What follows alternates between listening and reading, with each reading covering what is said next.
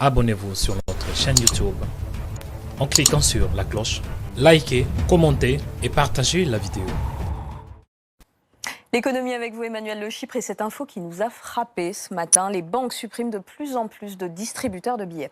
Oui, le nombre de distributeurs automatiques de billets a chuté de plus de 4% en 2019. C'est ce que dit la Banque de France. Il est désormais de 50 316. C'est quand même 2135 machines en moins que l'année précédente. Et l'accélération de la tendance est très nette, puisque entre 2015 et 2018, on était plutôt sur un rythme de 1,8% par an en moins. Là, 4%, c'est quand même beaucoup plus rapide. Et les premières tendances pour 2020 disent qu'avec la crise du coronavirus, ça s'est encore accéléré. Il y a presque 6 communes sur 10 en France qui n'ont pas ou qui n'ont plus de distributeurs de billets, et pas que les petites, pas forcément les petites communes rurales. Vous avez en région parisienne, par exemple, plusieurs villes de 50 000 à 100 000 habitants qui n'ont plus que 2 ou 3 distributeurs de billets. Et c'est parce que les consommateurs payent plus du tout en liquide ?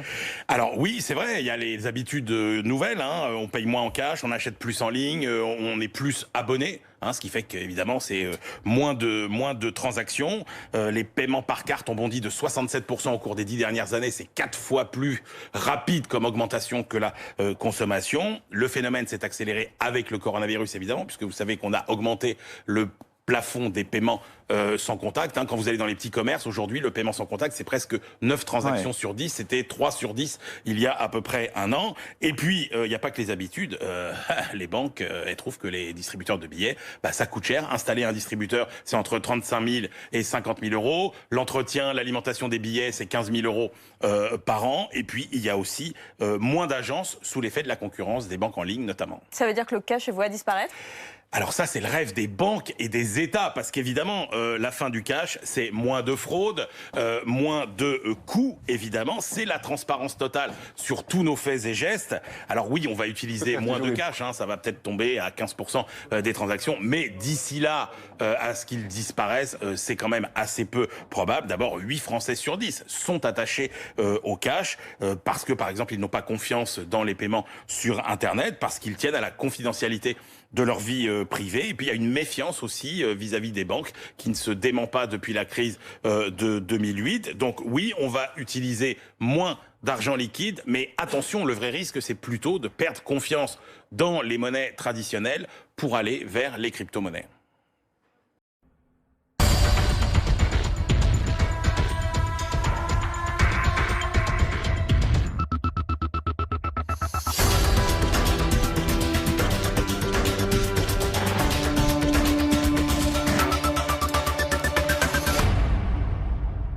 Sarkozy nous expliquait il nous faut 3% de progression pour créer des emplois. Oui. 3% de progression du PIB. De croissance voilà. Impossible. Aujourd'hui, nous sommes dans la destruction totale de l'emploi et ça fait 10 ans que ça continue.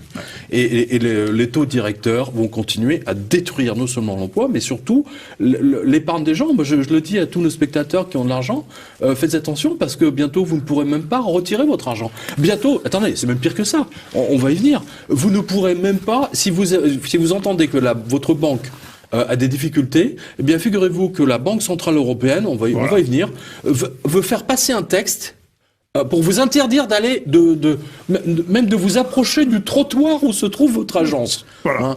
Non, mais je ne sais pas, vous imaginez le fascisme dans lequel ils veulent nous mettre. C'est monstrueux. Vous ne pourrez plus accéder au DAB, vous ne pourrez plus accéder au cash, vous ne pourrez plus aller voir votre banquier. Autrement dit, c'est l'interdiction du bank run, de la ruée sur les banques. C'est tout à fait ça. C'est très grave, ça. C'est très grave. Donc, vous ne pourrez pas, comme vous disiez tout à l'heure, approcher votre banque. Ça sera interdit par la loi. Exactement. Là, il y a un ancien c'est un Anglais, je crois, ou un Écossais, qui veut faire passer une loi, alors toujours au mois de juillet, mois d'août, bien entendu, bien sûr. pour que les gens n'aient pas le droit d'aller à leur banque, tout simplement. Exemple, la Montepaschi, qui était en faillite. Eh bien, les médias disent la Montepaschi est en faillite, et immédiatement. Plus aucun client de la Montepaschi n'a le droit d'aller à sa banque retirer son argent. C'est pas beau, ça ? Voilà le genre de loi qu'il veut faire passer. Et ces enfoirés du journal Le Monde qui ont dit que c'est moi qui étais conspirationniste parce que je l'avais donné de toutes ces informations à l'avance. Mais c'est énorme. La JP Morgan a édité, alors ça va venir en France, à mon avis, l'année prochaine ou dans 2 ans, peu importe. De 2 ans, quand la JP Morgan fait un truc, en général, ça arrive en France via l'Union européenne. Alors la JP Morgan a interdit à tous ses clients qui disposent de coffres-forts, écoutez bien, vous n'avez pas le droit d'y mettre des lingots d'or, des pièces d'or, et qu'est-ce qu'il y a d'autre voilà, et de l'argent liquide. Ouais. Allô, à quoi sert un coffre-fort à ce moment-là? Oui, bien sûr. Voilà, c'est ça. Ils veulent supprimer l'utilisation de l'argent liquide, et on va le voir. Le cash, voilà, parce que Visa lui-même, voilà, Visa est en train de tout faire. Il encourage les commerçants à refuser le liquide. Et il leur donne des cadeaux, des machines gratuitement, etc. Et vous allez voir que ça va se développer. Mais je dis à tous nos téléspectateurs, hein, je sais qu'ils sont nombreux, faites vraiment très attention. Dites-le à vos parents, ils ne pourront pas retirer leur argent. À un moment donné, s'il y a une faillite bancaire, tiens, voilà, juste au passage, la 4e faillite de la même banque en Angleterre, voilà, et ça c'était au mois de juillet, donc. J'avais donné les banques espagnoles, la Banque Popular qui est tombée, oui, bien sûr. Les banques portugaises, autrichiennes, de San Marin, des italiennes, etc. qui ont fait faillite. Voici le tour d'une banque anglaise de tomber, la Co-op Bank américaine, déjà sauvée 2 fois de la faillite en 2013 et 2014. Comme quoi, ça sert à rien de les sauver. Hein, ça montre bien. Il faut les nationaliser tout de suite. Et il y avait de l'argent des contribuables dedans, certainement. Évidemment. Voilà. Et donc c'est son quatrième sauvetage. Elle est en faillite. Ils ont été obligés de la sauver. Et là, vous avez encore. Alors c'est une banque espagnole. Alors celle-là, elle va vous plaire. C'est là Mare Nostrum. Ça s'invente pas. Ah oui. Mare Nostrum a coulé. Le Mare Nostrum a coulé. Il y a plus de liquidité à la Mare Nostrum. C'est énorme. C'est bon, on peut pas l'inventer à tout pareil. La chère Méditerranée à qui on a donné son nom à une banque. La Mare Nostrum. Non, attends, c'est une grosse banque espagnole. Hein. Ouais. Et donc c'est dans Reuters, je vous le dis, fusion entre Bankia et BMN imposée par l'État puisqu'il contrôle 66%. Les 2 banques, blablabla. Le ministre des Finances a déclaré la semaine dernière que les 2 banques, blablabla, fusionnées, blablabla. En faillite, faillite totale. Sûr. Et quand 2 banques en faillite fusionnent, dans 1 an plus tard, voilà, elles vont faire faillite. Pour 1 euro. Exactement.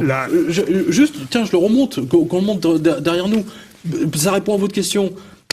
Une dépêche de l'agence Reuters est tombée laconiquement sur les écrans et disait, donc ça c'était au 31 juillet, comme s'il s'agissait d'une information sans grande importance, que l'Union européenne veut qu'une loi soit votée rapidement afin d'interdire aux citoyens de se rendre à leur banque pour retirer leur argent en cas de rumeur de sa faillite. Voilà. Alors pourquoi ils ont fait ça? C'était quoi le prétexte? Le prétexte, c'est que la Banque Populaire qui était en faillite, donc tous les Espagnols, ils ont couru à leur banque pour retirer l'argent. C'est normal. C'est normal. Eh bien, figurez-vous que selon l'Union européenne, c'est de la faute des pauvres. C'est mort aux pauvres parce que ce sont eux les responsables. Les petits clients vont retirer leur argent, donc parce qu'ils vont retirer leur argent, c'est de leur faute, il faut voter une loi pour les empêcher d'y aller. Salaud de pauvres. Salaud de pauvres. Non mais c'est ça. Mais vous vous rendez compte, mais c'est révoltant. C'est révoltant. Mais qu'est-ce qu'il faut faire contre ça? Alors tiens, j'ai le nom du mec. Tiens, allez sur son LinkedIn. LinkedIn. Voilà, c'est Charlie Bannister. Alors donc, il est le président de l'association de Financial Markets in Europe. Donc lire le cartel de Medellín bancaire. C'est le Pablo Escobar de la banque. Voilà, Charlie Bannister. Bip. Regardez, Visa, voilà, ça c'était du 17 juillet. Visa va obliger les commerces à refuser le liquide. Le cartel des banques Visa vient de confirmer, mon livre en l'occurrence 777 que j'ai écrit maintenant il y a 10 ans, et elles veulent empêcher les restaurants américains d'accepter que les additions soient payées en liquide, en billets de banque. Et pour ça, le cartel Visa a décidé de donner gratuitement pour $10 000 de matériel de paiement de cartes ultra modernes aux 50 premiers restaurateurs qui en feront la demande. Voilà. On voit bien que Visa a tout intérêt, mais on est déjà dans du digital. Quand on paye avec une carte Visa, c'est quoi? C'est du digital 100%. Sauf que je trouve que Visa est plus pratique que le Bitcoin ou bien sûr. voilà. Mais si l'ensemble du cartel bancaire se met effectivement dans la crypto-monnaie, ça va être aussi pratique qu'avec avec une carte bancaire. Oui, c'est évident. Mais nous serons pistés. Tout sera pisté. Vous savez, Visa est en train d'examiner déjà d'autres. Alors, le paiement, soit avec vos empreintes digitales, soit avec l'iris, soit avec la reconnaissance faciale. Enfin, la totale, quoi. C'est, on y va directement. Et Visa et Mastercard seront les grands patrons du monde. Oui, voilà. Ouais. C'est comme Google. Google, c'est un casier. Visa est beaucoup plus puissant que Google. Alors, justement, c'est intéressant, ça. Intéressant. Visa est beaucoup plus puissant que Google. Mais beaucoup plus discret. Bien sûr. Mais il a tout à fait intérêt. N'oubliez pas, Visa, c'est un conglomérat de banques américaines qui se trouve à San Francisco et qui est maintenant coté en bourse. Mais Visa est une très belle entreprise, cela dit. Moi, c'est vraiment une très l'aventure, si vous voulez, de payer avec une carte de crédit. Vous savez, c'est un peu la même chose que à l'époque, on disait ne vous promenez plus avec des pièces d'or dans votre poche. Prenez des billets, voilà, des billets à ordre ou des lettres de change. Et ben, c'était le même principe. Oui, le billet à l'origine. Au lieu de vous balader avec des liquides, des billets de $100, vous baladez avec votre et les premières publicités Visa et American Express des années 60, 65 sont édifiantes. C'est fascinant, cette aventure. Oui. Mais nous ne pourrons pas échapper à l'hydre bancaire.